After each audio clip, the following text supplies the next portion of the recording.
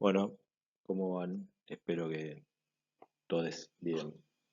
Acá vamos a empezar la unidad 4. La unidad 4, recordemos, es el proceso de purificación. Ya hicimos el upstream, ya tenemos gran cantidad de la proteína de interés y ahora vamos a iniciar su purificación para llegar al estado de pureza adecuado para que podamos usarla en la formulación de un producto farmacéutico. Esto ya lo hemos visto, lo que son las etapas del desarrollo. Nos vamos a centrar en la parte del desarrollo del downstream, el escalado, la validación de proceso y la transferencia a producción, que son las cosas que después del downstream hay que tener en cuenta. Recuerden que nosotros vamos a estar desarrollando el producto a escala de laboratorio, a lo sumo en escala piloto, y eso después hay que llevarlo a producción. No es lo mismo una columna de exclusión molecular que usemos en la mesada del laboratorio a una para purificar el producto que viene de 1 litro de medio cultivo a la que vamos a tener que usar para una purificación del producto que viene de, por ejemplo, 500 litros de medio cultivo. Con lo cual ahí va a haber que tener en cuenta cuestiones referidas al escalado y después verificar que todas las etapas del proceso a escala productiva rindan o nos den el mismo tipo de producto que el que obtuvimos en las etapas de desarrollo. ¿Qué es el proceso de downstream? Básicamente se refieren a todos los procesos de purificación, ¿sí?, que se empiezan a realizar luego de haber finalizado la etapa del upstream. Esto nos va a llevar a purificar nuestra proteína. Vamos a tener la producción a escala, después las etapas de purificación, una molécula con la purificación o el grado de purificación requerido, y después ya esa proteína la vamos a formular, recordando que vamos a definir qué excipiente vamos a utilizar en función de las características propias de la proteína y de la forma farmacéutica, y después eso llega a ser el producto que finalmente va a llegar al mercado, que es el producto final acondicionado. Bueno, ¿cómo vamos a tener en consideración nuestro proceso de downstream para diseñarlo de manera racional? Básicamente, lo primero que tenemos que saber es si la proteína es intracelular o la proteína es extracelular. Si la proteína es intracelular, nos vamos a quedar con la masa de células por algún proceso, ya sea de centrifugación o filtración. Vamos a tener que hacer una ruptura celular porque la proteína está dentro de las células. Vamos a tener que remover los restos celulares. Y después vamos a empezar con la purificación inicial de la proteína. En el caso de que la proteína sea extracelular, vamos a sacarnos de encima las células, nos vamos a quedar con el medio y a partir de ahí vamos a iniciar la purificación de la proteína concentrando la proteína a partir de ese medio. Las técnicas más utilizadas en la purificación de proteínas básicamente son cromatografías, ¿sí? Técnicas cromatográficas. El esquema general de una purificación en un proceso de downstream tiene el siguiente esquema. Se lo conoce como estrategia de purificación de 3 pasos. No es que haya solamente 3 etapas en la purificación, sino que son 3 pasos generales. El primer paso se lo conoce como captura. Acá puede haber varias técnicas.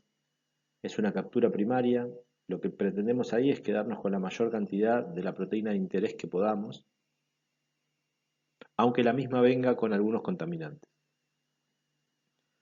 El segundo paso, donde también puede haber varias técnicas o varios pasos de purificación o varias etapas de purificación, es la purificación intermedia, donde lo que buscamos es remover las impurezas con las cuales esa proteína nos vino en la captura primaria, ¿sí? Donde básicamente vamos a sacarnos otras proteínas de encima. Vamos a purificar nuestra proteína de otras proteínas. Y finalmente tenemos el último paso, que se conoce como pulido. Este último paso básicamente apunta a mover o remover, eliminar las proteínas muy parecidas a la mía o a la proteína de interés, porque se han formado modificaciones sobre la misma, por ejemplo agregados, por ejemplo deamidados, por ejemplo productos de oxidación. Entonces básicamente lo que vamos a hacer es eliminar la proteína de interés de proteínas muy parecidas, con alguna diferencia que las pueda distinguir y por lo tanto que podemos usar para eh, purificarlos, para separarlos. Las técnicas cromatográficas, como dijimos, son las que principalmente se van a usar en las etapas de purificación. Acá tenemos de vuelta el gráfico que vimos recién en la diapositiva anterior, la etapa de captura o el paso de captura, el paso de purificación intermedia y el paso de pulido. Una vez que terminamos de purificar la proteína, la vamos a formular. ¿Sí? Acá está la etapa de ajuste de potencia y agregado de excipientes. Como dijimos, la mayoría son productos estériles, con lo cual vamos a tener que hacer una filtración esterilizante y un llenado aséptico. Y después, si el producto es inestable en solución, vamos a tener que liofilizar, y si el producto es estable en solución, el mismo podrá salir en solución hasta que lleguemos al producto terminado.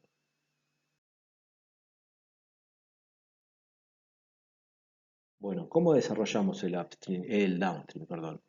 Básicamente tenemos que desarrollar técnicas y métodos de purificación en base a las características de la proteína de interés. Estas técnicas, por lo general, en criterios generales, vamos a usar diferentes técnicas. Las más utilizadas son centrifugaciones y homogenizaciones en el caso de que tengamos que hacer una lisis celular, procesos de precipitación, procesos de filtración y de ultrafiltración, procesos de diafiltración y desalado, procesos de electroforesis, y los que más se utilizan son los procesos cromatográficos. Recuerden lo que han visto en química biológica. Había técnicas en purificación de proteínas, había técnicas de alta capacidad y baja selectividad, que son las técnicas que vamos a usar en las primeras etapas de purificación, porque queremos que nos quede la mayor cantidad de proteína, aunque venga con otros contaminantes. Y después, a medida que vayamos avanzando en el desarrollo del downstream, vamos a ir usando cada vez técnicas más selectivas y de menor capacidad. ¿Sí?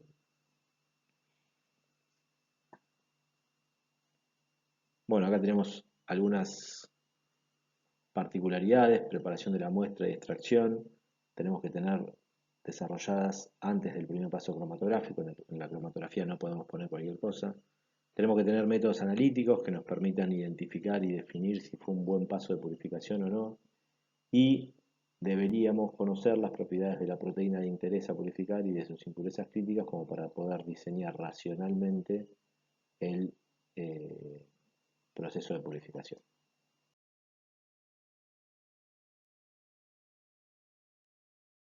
Los procedimientos de extracción se deben seleccionar según el origen de la proteína, básicamente.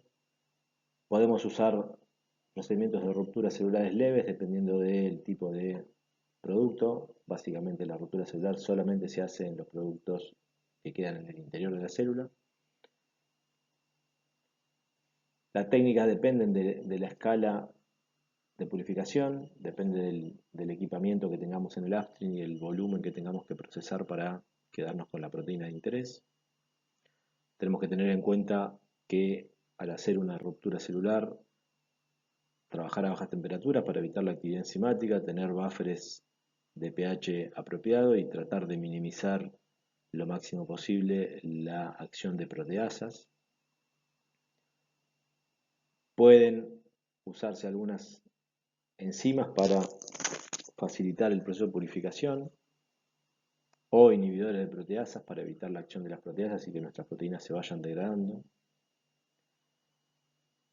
Y antes de entrar a una cromatografía, las muestras tienen que estar libres de partículas y no tener partículas en suspensión y ser de unas características macroscópicas claras.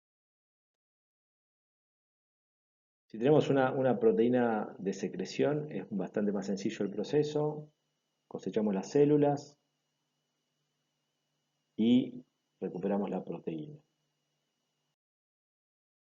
En el caso de tener que hacer un shock osmótico, podemos hacer un shock osmótico, la célula se rompe y libera la proteína al exterior, y a partir de ahí después separamos el debris celular y nos quedamos con la solución para empezar a procesar la proteína. En el caso de una proteína celular intracelular soluble, hacemos la ruptura bacteriana y a partir de ahí purificamos. En el caso de los cuerpos de inclusión, se hace la ruptura bacteriana, se centrifugan y se aíslan los cuerpos de inclusión. Después esos cuerpos de inclusión hay que disolverlos y lo más problemático, lo más difícil es hacer el rearmado celular a partir de los cuerpos de inclusión. Esto es bastante difícil de poder lograr las condiciones en las cuales eh, los cuerpos de inclusión solubilizados, donde está la proteína desnaturalizada, recobren la estructura nativa y por lo tanto obtengamos una proteína con actividad biológica. Acá vemos cuerpos de inclusión en algunas células bacterianas, ¿sí? Esos puntitos negros son los cuerpos de inclusión. Son pocos y grandes por célula, hay que disolverlos en condiciones extremas, hay que usar agentes cautrópicos muy fuertes, algunos detergentes, y después hay que volver a formar la proteína en el estado nativo, que es la parte más complicada del trabajo con cuerpos de inclusión. Para etapas iniciales del proceso de downstream, digamos, técnicas de alta capacidad y baja selectividad, vamos a usar principalmente filtración tangencial o centrífugas continuas, o procesos de homogenización bacteriana, en el caso de homogenización o ruptura bacteriana, en el caso que tengamos que romper las células. La ultrafiltración, seguramente la vieron en alguna de las materias de purificación de química biológica o de bioquímica. Separa por tamaños la molécula. Tenemos diferentes procesos de filtración. La filtración tangencial es la que evita que se tapen los filtros y nos permite separar, como dijimos, por tamaño entre diferentes pesos moleculares de la proteína. En una filtración normal, el flujo de la filtración o el flujo del producto es perpendicular a la membrana filtrante. ¿Sí? Y eso hace que, como vemos acá, se acumulen bacterias y en algún momento el flujo se detiene porque el filtro se tapó. En el caso para evitar esto, se diseña o se hace una filtración tangencial, en donde en la filtración tangencial el flujo es paralelo a la membrana filtrante y hay una filtración debido a que hay una diferencia de presiones entre un extremo y el otro extremo de esa membrana, de ese canal de filtración. Vamos a verlo en la diapositiva siguiente, que va a ser más claro. Acá tenemos cómo bajan las presiones y cómo es el volumen filtrado. Fíjense que acá en algún momento el volumen de filtración se hace cero, mientras que en una filtración tangencial el volumen de filtración nunca se hace cero, porque se acumulan, a pesar de que se acumulan algunas células, el producto sigue filtrando. ¿Cómo es un proceso de filtración tangencial? Tenemos acá la membrana, el cartucho con la membrana filtrante, ¿sí? Por acá circula el líquido que nosotros queremos filtrar. Acá tenemos una válvula que nos permite hacer una diferencia de presión. Esta válvula se cierra y acá se genera una presión mayor que al ingreso.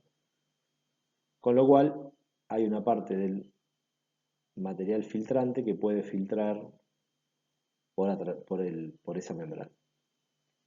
Y el líquido que va circulando en este circuito cerrado se va concentrando en todas las moléculas que sean de un tamaño superior al de la membrana que estemos utilizando como membrana filtrante. Supongamos que tenemos una membrana filtrante de 30 kilodaltons, todo lo que sea mayor a 30 kilodaltons va a quedar concentrado en este líquido y todo lo que sea menor de 30 kilodaltons va a salir y va a poder atravesar esa membrana. Fíjense que los equipos tienen un manómetro para indicarnos esa diferencia de presión y operan con este tipo de membranas. Y este tipo de membranas vienen con tamaños de poros definidos y claramente caracterizados en cuanto al tamaño que van a dejar pasar de proteínas. Normalmente operan con bombas peristálticas y esas bombas peristálticas permiten que las proteínas de menor tamaño al deseado salgan, que salga líquido, que salga agua también, y que la proteína de interés se mantenga en el interior de la membrana. Eso va circulando en un circuito cerrado y ocurren dos efectos. Por un lado, eliminamos proteínas de menor tamaño y por el hecho de eliminar agua, concentramos el producto. Con lo cual, en un mismo paso, estamos teniendo dos ganancias. Sacarnos proteínas no deseadas de nuestra solución y concentrar esa solución, lo cual es bueno para disminuir los volúmenes a procesar más adelante. Acá tenemos, por ejemplo, un equipo industrial, ¿sí? Cada una de estas columnas que están acá, vamos a ponerlas en rojo, bueno, se ven, cada una de estas columnas que están acá,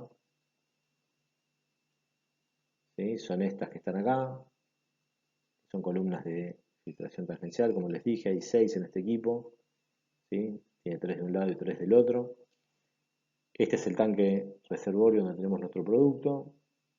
Este producto va entrando a las columnas de filtración tangencial y el producto se va concentrando en este mismo tanque un determinado porcentaje de volumen. Imaginémonos que empieza con el producto a esta altura y termina con el producto a esta altura. Concentramos un 50%, nos sacamos un 50% de agua y nos sacamos un montón de proteínas de menor peso molecular que el que a nosotros nos interesa. Acá tiene una foto más cercana del equipo. Esto tiene un montón de controles tanto online como offline, de la misma forma que vimos en eh, la parte de upstream. Todo el proceso de downstream tiene que tener sus especificaciones definidas, sus controles en proceso, cuáles son online y cuáles son offline, como para garantizar que los procesos sean reproducibles. Una vez que si tenemos una proteína en el interior de la célula, vamos a tener que hacer una ruptura bacteriana. Para eso hay distintas técnicas, ¿sí? Procesos de fricción, efectos de presión, colisiones. Siempre tenemos que tener en cuenta que esto va a requerir un proceso de escalamiento, con lo cual ahí es muy importante seleccionar la técnica de ruptura celular para poder después escalarla al, al nivel necesario desde el punto de vista de los volúmenes a procesar. Si recordemos que por ahí estamos haciendo un efecto de purificación en la escala de laboratorio del producto que viene de un fermentador de 5 litros y después tenemos que escalar eso al producto que viene de un fermentador de 500 litros, con lo cual estamos haciendo un cambio de escala de 100 veces. Con lo cual estas técnicas son importantes dimensionarlas en función de nuestro tamaño de lote definido. Como dijimos recién, vamos a tener diferentes tipos de controles, ¿sí? Por ejemplo, para un proceso de homogenización, los controles online son presión, temperatura y tiempo, los controles offline, volumen celular, concentración de proteínas totales, características en, características en tanto en el pele como en el sobrenadante. En el caso de la filtración tangencial, la presión de ingreso, la presión del retenido y la presión del filtrado, los flujos, tanto de ingreso, retenido y filtrado, cuánto se concentra la muestra con parámetros como densidad óptica y concentración de proteínas. Acá tenemos un ejemplo de una determinada proteína y cómo es el proceso de purificación. Fíjense que tiene que estar claramente definido qué tipo de soluciones se usan. Acá tenemos para los cuerpos de inclusión, tritonet, diurea, ¿sí? Para desarmarlos y después volver a procesarlos. Acá los tenemos, una vez que les hacemos el tratamiento, los obtenemos solubles. Después tenemos la proteína desnaturalizada y hay que hacer un ciclo de pureza y refoldeado hasta volver a obtener a la proteína nativa. Todas estas etapas las vamos a desarrollar en escala de laboratorio y después las vamos a ir escalando a los tamaños y los volúmenes productivos. ¿Qué usamos para solubilizar cuerpos de inclusión y cómo son los procesos de refolding? Eso depende de cada una de las proteínas. acá hay algunos ejemplos a modo de ejemplo básicamente. Se puede usar urea, ditiotreitol y EFTA a pH 8. Se puede usar cloruro de guanidinio con ditiotreitol y EFTA a pH 8.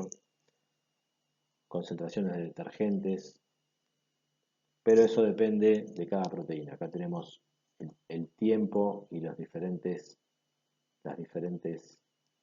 soluciones que se usaron para solubilizar los cuerpos de inclusión. Y fíjense que, por ejemplo, el SDS al 1% casi no solubiliza nada.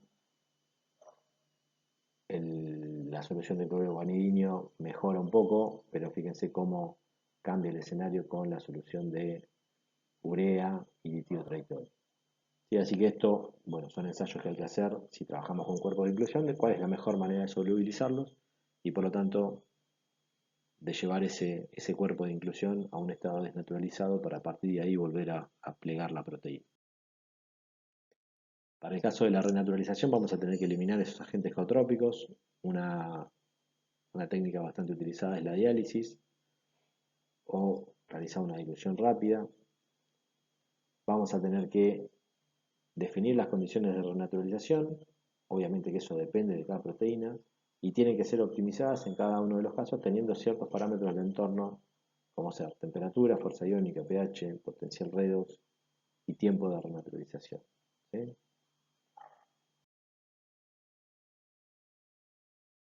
Bueno, acá tenemos algún ejemplo del efecto de la concentración de proteínas en la renaturalización. ¿Sí? Fíjense en una dilución 1 en 10, una proteína más concentrada se renaturaliza de una manera diferente a una dilución 1 en 20, donde tenemos una proteína más diluida. ¿Sí? Tenemos eh, mejor respuesta del proceso de replegado cuando la proteína está más diluida, pero bueno, eso va en contra del manejo de volúmenes, con lo cual vamos a tener que tener en cuenta un balance entre las dos situaciones. Nos conviene diluir mucho, que después es una complicación para procesar y tenemos mayor cantidad de proteína refoldeada porque la proteína es cara, o nos conviene diluir poco aunque perdamos un poco de la proteína de interés porque la proteína es barata. Bueno, eso hay que verlo y hay que balancearlo y hay que tomar decisiones en base a esos criterios. Bueno, acá seguimos con algunas con algunos tips respecto de la desnaturalización, componente de los buffers, pH y concentración salina. Acá hay algunos ejemplos de qué realiza cada uno de los agregados que le podemos hacer a la solución buffer. Esto hay que ponerlo a punto, ¿sí? Pero básicamente eh, tenemos que ver si necesitamos reducir puente de sulfuro, si necesitamos estabilizar eh, los procesos de foldeado, si necesitamos agregar algún componente caotrópico, que ya dijimos que sí.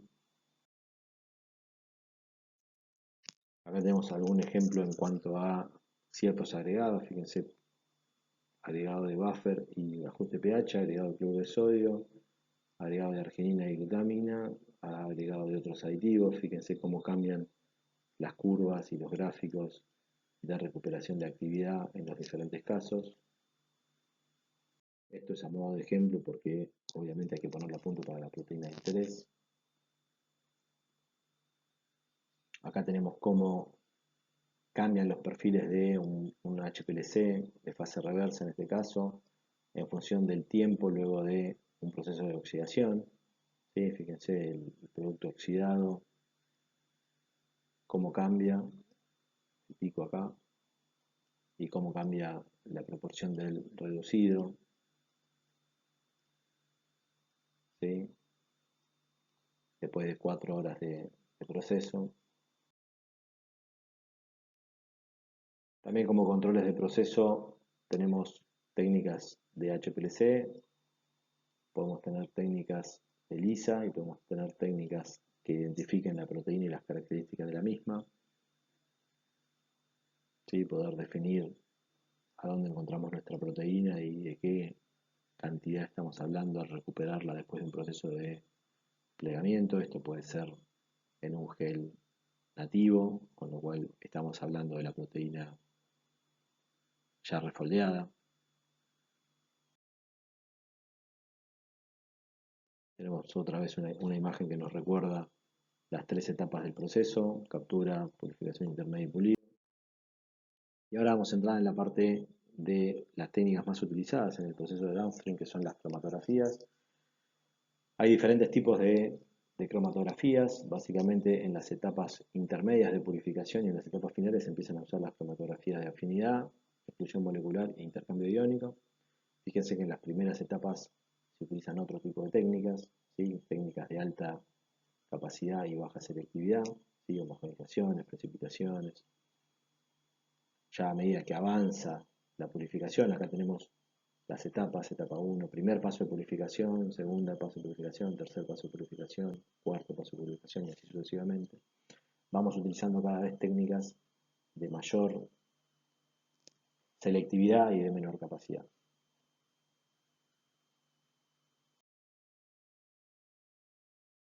Bueno, en la etapa de desarrollo, como dijimos y como ya hemos visto en el upstream, vamos a tener que elegir y optimizar los métodos de purificación y de cromatografía, tener en cuenta la escala productiva que vamos a tener que utilizar para poder pensar en el escalado y no llevarnos sorpresas una vez que tengamos el producto para transferir a producción, de que no hay forma de hacer una técnica como la que pensamos. El producto y el proceso tiene que ser robusto, rentable, tratar de que sea con el menor número de pasos posibles y que tenga el mejor proceso global de costos, garantizando siempre la calidad, o sea, la pureza del producto que estamos purificando. Cuando pasamos de escala de laboratorio a escala productiva, el consumo de buffer puede ser un problema. La elección de los medios cromatográficos tiene que estar considerado a fondo sobre la base económica, la seguridad de la oferta, la adhesión a los requisitos regulatorios. Eso es muy importante, saber que los proveedores que nos van a proveer de una determinada resina para una de las columnas de purificación que utilicemos van a garantizarnos el abastecimiento. Ahí lo que normalmente se hace es generar contratos de abastecimiento con una determinada frecuencia de consumo para que los proveedores ya puedan planificar y saber que nosotros todos los años vamos a comprar tanta cantidad de tal resina para nuestro proceso de downstream.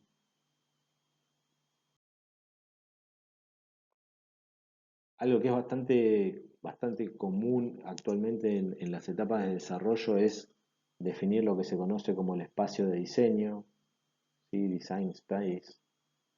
Eso es poder definir variables y rangos para las diferentes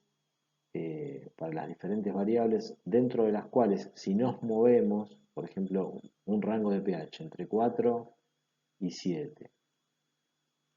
Si yo tengo definido que el rango de pH puede estar entre 4 y 7 y eso lo puedo definir como un espacio de diseño, el producto que yo tengo cuando el pH fue 4 y el producto que yo tengo cuando el pH fue 7 tiene las mismas características. ¿Sí? Eso significa que ese rango está dentro del espacio de diseño.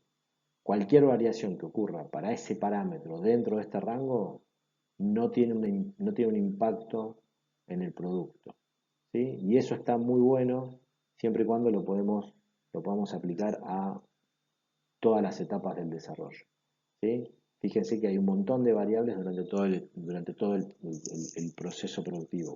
Un montón de variables en el upstream, un montón de variables en el downstream.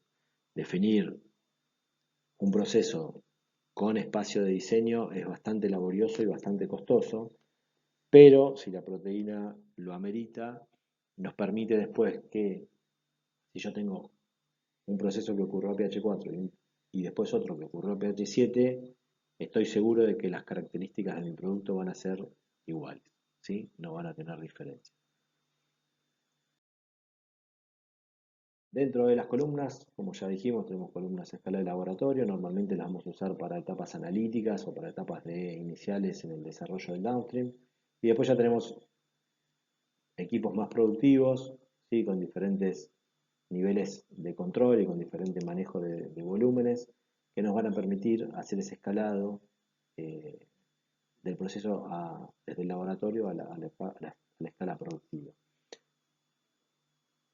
Desde el punto de vista de las técnicas que podemos utilizar en cromatografía, tenemos el intercambio iónico, la exclusión molecular, la interacción hidrofóbica, la fase reversa, cromatografía de afinidad y absorción en lecho expandido. ¿Sí? Las más utilizadas son intercambio iónico, exclusión molecular y afinidad. ¿En qué se basan estas técnicas? Ya esto lo saben, esto es bastante de repaso, pero si nosotros nos basamos en la propiedad de la proteína respecto a su tamaño, las técnicas que se basan en tamaño para la separación son la exclusión molecular y los procesos de filtración o ultrafiltración. Si nos basamos en la propiedad de la carga de la proteína o su carga neta, la técnica que la utiliza primariamente es el intercambio iónico. Si nos basamos en la hidrofobicidad de la proteína, tenemos la cromatografía de interacción hidrofóbica y la cromatografía de fase reversa. Y si tenemos en cuenta a qué se pega o qué reconoce esa proteína, el bioreconocimiento, vamos a poder aplicar técnicas de cromatografía de afinidad. ¿Sí? Dependiendo de cuál sea la técnica que apliquemos, es la propiedad que estamos usando. Y básicamente el racional del desarrollo es qué contaminantes tengo en mi muestra y cómo puedo separarlas de mejor manera. Primero usando carga y después tamaño, o primero usando tamaño y después carga. O el pegado a algún receptor característico o alguna molécula característica. De esa manera vamos a ir diseñando el proceso de downstream para después llevarlo a escala productiva. Bueno, cómo se separan las proteínas en una exclusión molecular es algo bastante conocido ya. Las moléculas se siembran en la parte superior de la columna. Recordemos que no podemos sembrar más de un 5% del volumen de la columna. Esas moléculas empiezan a transitar por la columna, las moléculas más chiquitas entran en diferentes recovecos o en diferentes poros, por lo tanto son retenidas por más tiempo y finalmente lo que ocurre es que las más grandes salen primero, las proteínas de peso intermedio salen segundo y las proteínas de menor tamaño salen hacia el final. ¿Sí? Entonces tenemos los volúmenes de ilusión, a pequeños volúmenes o en menores tiempos salen las proteínas más grandes y a tiempos o volúmenes mayores salen las proteínas de peso moleculares menores. Recordemos el volumen del volumen cero de la columna, ¿sí? Donde previo a ese volumen cero no tenemos capacidad resolutiva. Las usamos normalmente para cambiar buffer, desalar, eliminar detergentes y reducir contenido de formas de diferentes pesos moleculares. Después tenemos columna de afinidad. La columna de afinidad se basa básicamente en el reconocimiento de una molécula por algún ligando. Normalmente la columna se carga con la muestra. Estas columnas se pueden cargar con mayor cantidad de muestras. Lo único que hay que tener en cuenta es no superar la capacidad de la columna, que es la cantidad de sitios de unión que tiene. Fíjense que nosotros vamos a cargar la columna y vamos a dejar correr la columna. Acá van a salir un montón de proteínas que no se pegan al ligando. ¿Sí? En algún momento, una vez que estas proteínas ya cayeron y tenemos un nivel basal de proteína, hacemos un cambio en el buffer de elusión, de manera de disminuir la afinidad de nuestra proteína de interés por el ligando y obtenemos un pico de la proteína de interés. ¿Sí? Esta técnica es bastante utilizada en la purificación de anticuerpos monoclonales, utilizando la proteína A, que es una proteína a la cual se unen los anticuerpos. Entonces tenemos el ligando, la proteína de interés y la mezcla de proteínas, la proteína de interés que se pega al ligando, las otras proteínas que no se pegan al ligando y que son las que salen en esta primera etapa, y finalmente el cambio del buffer de elusión y la liberación de las proteínas de interés que estaban pegadas al ligando, que salen como un pico luego de que realizamos el cambio de buffer.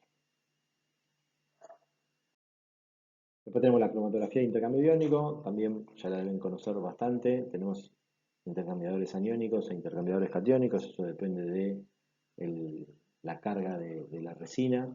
¿Sí? Si tenemos una carga negativa, va a intercambiar cationes; si tenemos una resina de carga positiva, va a intercambiar aniones. La elección de si usamos un tipo de resina u otro depende de la carga neta que tenga nuestra proteína al pH en el cual tengamos la solución. Y tenemos que tener en cuenta que para eluir vamos a usar un gradiente de pH que tiene que neutralizar la proteína para que se despegue de la resina, o un gradiente creciente de concentración salina que ejerce el mismo efecto. Y finalmente tenemos la cromatografía de interacción hidrofóbica, donde básicamente lo que hacemos es favorecer la interacción hidrofóbica entre un ligando y la proteína, entre la fase sólida y la fase móvil de la cromatografía. Eso se ve favorecido por un proceso entrópico, porque se liberan grandes cantidades de agua. Y después, con una alta concentración salina, con una alta concentración salina favorecemos el pegado de las proteínas a la matriz hidrofóbica, y al hacer una disminución en la concentración salina favorecemos el despegar las proteínas de la matriz hidrofóbica. Eso hace que podamos separar proteínas con diferentes afinidades desde el punto de vista de su relación o interacción hidrofóbica con un ligando hidrofóbico. Dijimos, para eluir disminuimos la concentración salina y vamos a tener la posibilidad de separar diferentes proteínas con diferentes fuerzas en la interacción hidrofóbica en función de la concentración salina que tengamos al momento de cada uno de estos picos. Esto se puede hacer con un gradiente escalonado como este de acá, en donde sabemos que a esta concentración salina sale esta proteína, a esta concentración salina sale esta proteína, y a esta concentración salina sale esta proteína. O podemos tener un gradiente lineal donde las proteínas van saliendo también conforme a la concentración salina que se encuentran en el circuito de ese gradiente, con la extensión de ese gradiente. Y finalmente, la cromatografía de fase reversa normalmente se usa para proteínas pequeñas o péptidos.